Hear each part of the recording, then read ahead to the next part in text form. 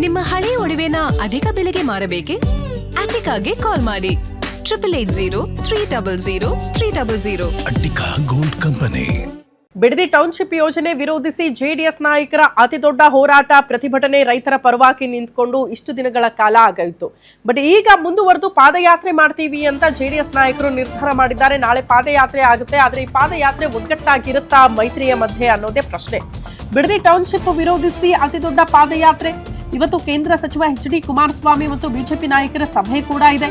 ಜಂಟಿ ಹೋರಾಟ ನಡೆಸೋ ಬಗ್ಗೆ ಮಾತುಕತೆಗೆ ಮೈತ್ರಿ ನಾಯಕರು ನಿರ್ಧಾರ ಮಾಡಿದ್ದು ಅಧಿವೇಶನದ ವೇಳೆಗೆ ಬಿಡದಿ ಪಾದಯಾತ್ರೆಗೆ ಜೆಡಿಎಸ್ ಕರೆ ಕೊಟ್ಟಿದೆ. 3 ದಿನಗಳ ಪಾದಯಾತ್ರೆಗೆ ಜೆಡಿಎಸ್ ನಾಯಕರು ಮುಂದಾಗಿದ್ದು, ಹೀಗಾಗಿ ಜೆಡಿಎಸ್ಗೆ ಬಿಜೆಪಿ ಒಗ್ಗಟ್ಟಾಗಿ ಹೋರಾಟ ಮಾಡುವಂತ ಚಿಂತನೆಯಲ್ಲಿ ಇದೆ ಅಂತೆ. ಹಾಗಾಗಿ ಅದರ ಬಗ್ಗೆ ಇವತ್ತು ಸಭೆ ಹಾಕಿ ತೀರ್ಮಾನ ಆಗುತ್ತೆ. ಪಾದಯಾತ್ರೆ ಬಗ್ಗೆ ಇವತ್ತು ಸಭೆಯಲ್ಲಿ ಚರ್ಚೆ ಮಾಡಿ ತೀರ್ಮಾನ ಕೈಗೊಳ್ಳುವ ಸಾಧ್ಯತೆ ಇದ್ದು, ಮೈತ್ರಿಯಲ್ಲಿ ಹೆಚ್ಚಾಗ್ತಾ ಇದೆ ಗೊಂದಲ ಅಸಮಾಧಾನ, ಇದೆಲ್ಲವನ್ನ ಸರಿದೂಗಿಸಬೇಕು ಅಂತ ಆದ್ರೆ ಒಂದು ಸಭೆ ಆಗಬೇಕು. 2 ಪಕ್ಷಗಳ ನಡುವೆ ಸಮನ್ವಯದ ಕೊರತೆ ಎದ್ದು ಕಾಣಿಸ್ತಾ ಇದೆ ಅನ್ನೋದೇ ನೋಡೋದಕ್ಕೆ ಸಿಗ್ತಾ ಇರುವಂತಹ ವಿಚಾರ. ಹಾಗಾಗಿ ಸಮನ್ವಯ ಸಾಧಿಸೋದು ಹೇಗೆ, ಸಭೆ ಮಾಡಬೇಕು, ಕೆಲವೊಂದಷ್ಟು ವಿಚಾರಗಳಿಗೆ ಹೋರಾಟ ಪ್ರತಿಭಟನೆ, ನೀವು ಆಡಳಿತ ಪಕ್ಷವನ್ನ ವಿರೋಧಿಸಿ ಹೋರಾಟಗಳಾಗುತ್ತೆ ಅಂದ್ರೆ ಮೈತ್ರಿ ಒಗ್ಗಟ್ಟಾಗಿ ಇರಬೇಕು 2 ಪಕ್ಷಗಳು. ಬಟ್ ಆ ಒಗ್ಗಟ್ಟು ಇತ್ತೀಚೆಗೆ ಕಾಣಿಸ್ತಾ ಇಲ್ಲ, ಗೊಂದಲ ಇದೆ. ಆ ಗೊಂದಲ ಪರಿಹಾರ ಮಾಡ್ಕೊಳ್ಳೋ ನಿಟ್ಟಿನಲ್ಲಿ ಇವತ್ತು ಸಭೆಯನ್ನ ಕರೆಯಲಾಗಿದೆ.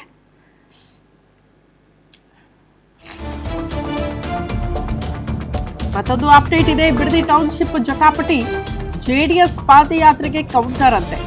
ಪ್ರಾಯಶ್ಚಿತ ಯಾತ್ರೆಗೆ ಸ್ವಾಗತ ಅಂತ ಬ್ಯಾನರ್ ಹಾಕಿಬಿಟ್ಟಿದ್ದಾರೆ ಕಾಂಗ್ರೆಸ್ನ ಕಾರ್ಯಕರ್ತರು.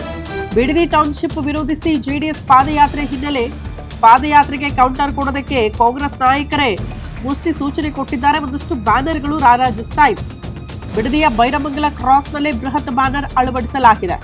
ಎಚ್.ಡಿ. ಕುಮಾರಸ್ವಾಮಿ ಹಾಗೂ ಬಿಎಸ್ವೈ ಪ್ರಾಯಶ್ಚಿತ ಯಾತ್ರೆಗೆ ಸ್ವಾಗತ ಅಂತ ಬ್ಯಾನರ್ನಲ್ಲಿ ಬರವಣಿಗೆ ಇದೆಯಂತೆ. 2 ಪಕ್ಷಕ್ಕೂ ವ್ಯಂಗ್ಯ ಮಾಡಿ ಬ್ಯಾನರ್ ಹಾಕಿದ್ದಾರೆ ಕಾರ್ಯಕರ್ತರು. ಬಿಡದಿ ಟೌನ್ಶಿಪ್ ಜಟಾಪಟಿ ಒಟ್ಟಲ್ಲಿ ಬಹಳ ಪ್ರತಿಷ್ಠೆ ಆಗಿ ಹೋಗಿದೆ ನಾಯಕರುಗಳಿಗೆ.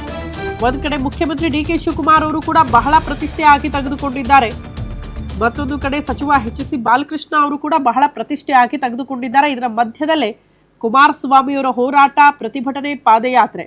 ಹಾಗಾಗಿ ಪಾದಯಾತ್ರೆಗೆ ಕೌಂಟರ್ ಅನ್ನೋ ರೀತಿಯಲ್ಲೇ ಕಾಂಗ್ರೆಸ್ ಕಾರ್ಯಕರ್ತರು ಹಾಕಿರುವ ಬ್ಯಾನರ್ ನೋಡ್ತಾ ಇದ್ದೀರಿ.